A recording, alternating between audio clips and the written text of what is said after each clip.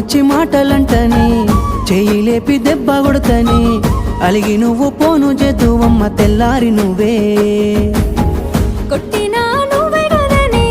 తిట్టినా నువ్వే గదనే కందినా నా మనసుకు మల్ల మందు నువ్వేనే మన బాధాలన్నీ రాయబోతే పల్లవి